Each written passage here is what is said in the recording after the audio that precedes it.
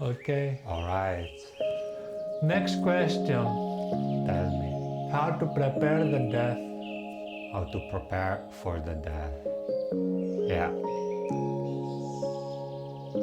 Well, you have to think, how do you want to die? You know, you will die. If you want or not, you will die.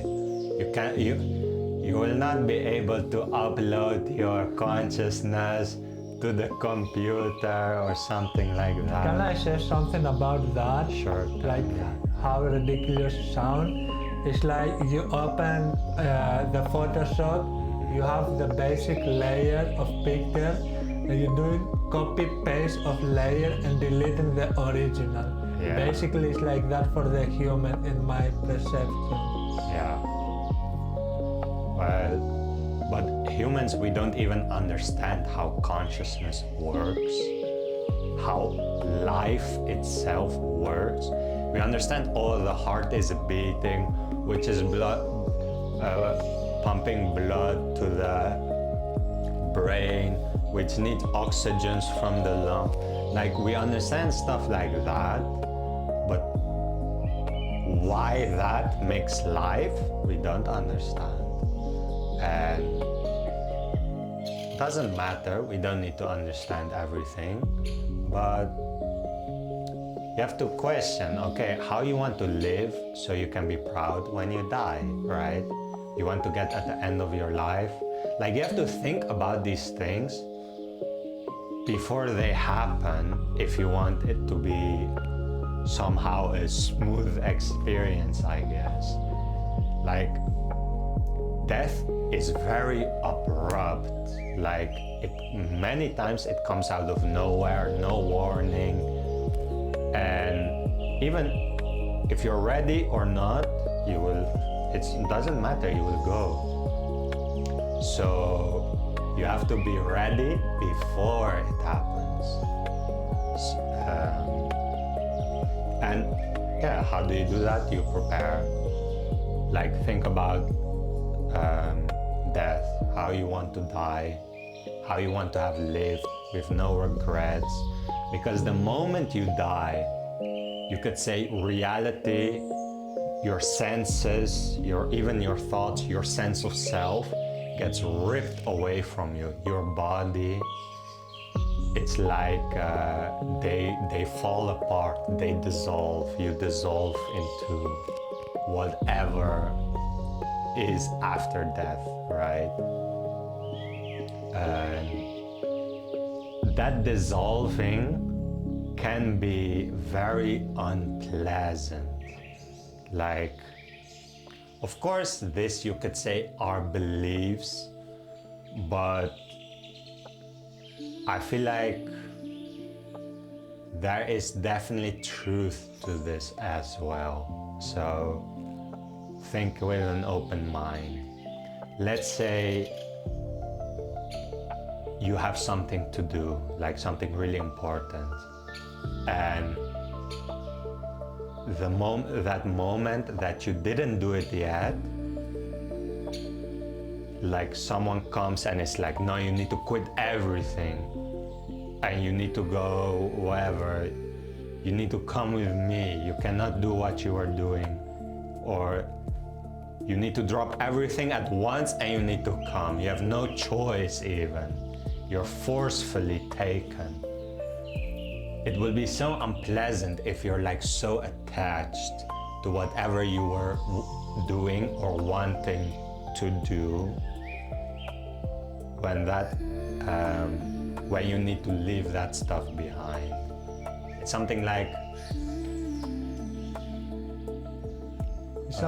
accept the death. Yeah.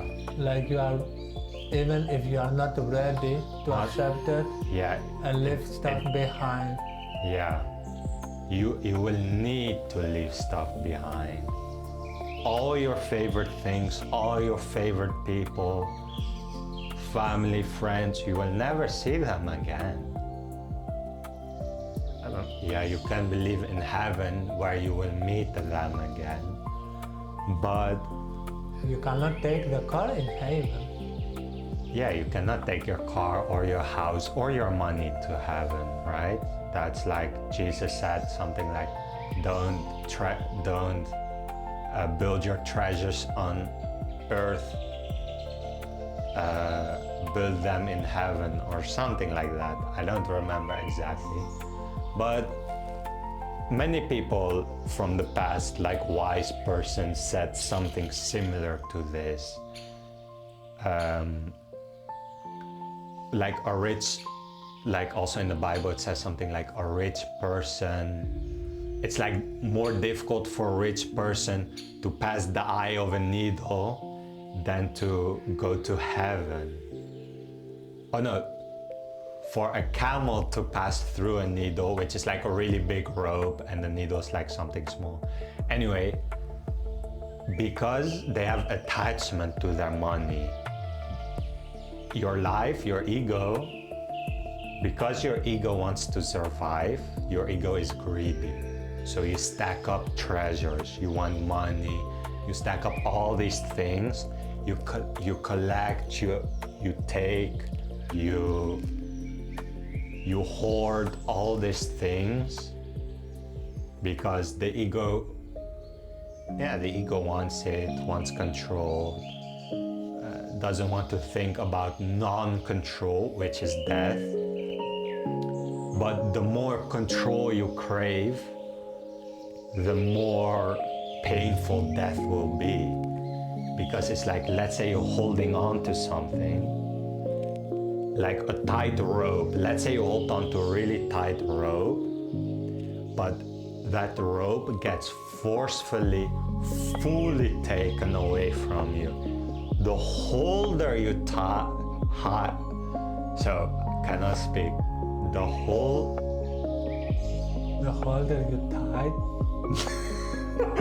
The tighter you hold on the rope, the more forcefully it gets taken away from you, which the pull alone will hurt a lot, but let alone the burn marks you will experience from the rope getting ripped away from you. You will be in so much pain because you didn't let go. You could just, if you taught yourself in your life before death happens to let go, you will not get burned. You will not be in the pain. It will be more like, it's time to go now. And you might not even finish that thought, but your attitude has to be like that. Your attitude has to be, things can stop any moment, any second, any moment in your life, things can be gone, you know? Things end. Everything has an end. Everything has a beginning and everything has an end. And because it is. So if something is, let's say my body is, how did it came to be? Well, it was born. Okay, so it had a beginning. So am I immortal now? Will I stay here forever? No. If something is born, it means it can die. So if something is there, it means at any moment it cannot be there. For something to be, there must simultaneously be the possibility for it to not be. You have something, you have nothing. It's again that balance that I talked about, the yin and the yang. You cannot have one without the other. You can have something, but you cannot have something without nothing. Or you cannot have something without the possibility of nothing being there at the same time. It's like the negative of the experience. Reality is, which means reality also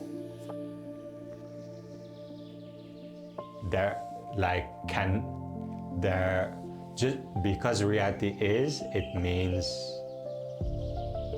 it can not be at the same time. It's paradoxical in a way, but you can see this across all things in life. But you have to see that it's something like a law of, laws of physics, but it's something like a law of nature, a law of life itself, a law of reality, right? Yeah, this is best example. Yeah, and the ancient people long ago understood this.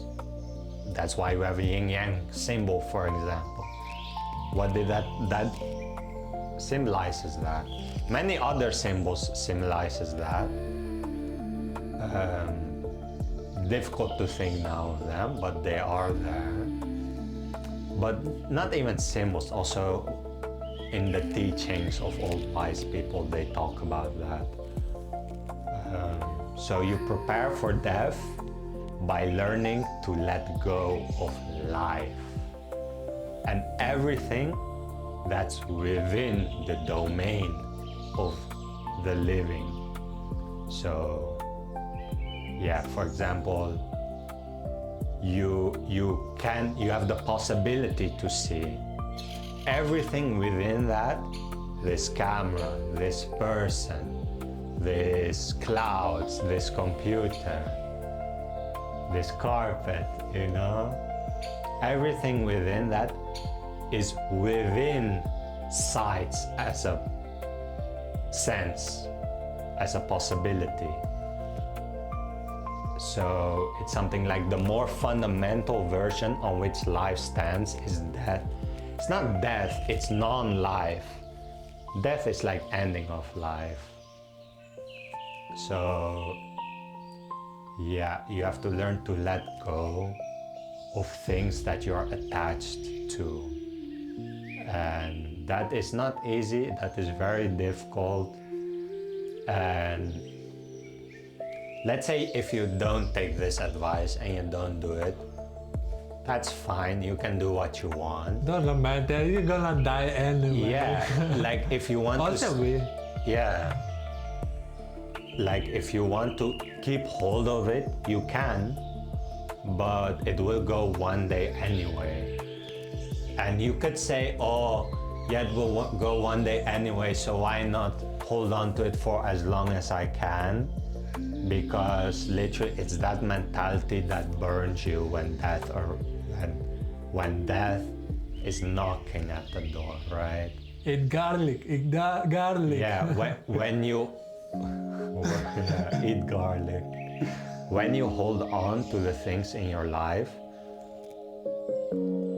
for your whole life, the moment when death comes, you don't even know how to let go, because letting go is something like a skill. You have to practice it, and the more things you can let go, the better. Because for example, let's say you have a really good friend, or like your lover or whatever, you're really attached to them. They can also die any moment. You can die any moment and they can die any moment. Let's say you have a really nice glass or something that you really, really enjoy. That glass can break any moment. It can fall and break and you don't have it anymore, right? So it's not just that you leave, it's also things can leave you. So it's like risky, basically. You can do it, but it's risky. And you can go to very extremes with this and become like a full-blown monk and like renounce your whole life and everything within it. But many people are not going to do that. But you can renounce the smaller things at least, right? You can start there. And then maybe you decide to give up more things later on. Like, don't force yourself too much, but see at least the value in this advice. Because when you see the value, you will not neglect this, you will not ignore it, And And people might want to ignore this because it's the ego, you know. But I already talked about that in another video. So yeah, you let go of life, and that is the way to prepare for death. That is Yep. really cool video, bro. Nice.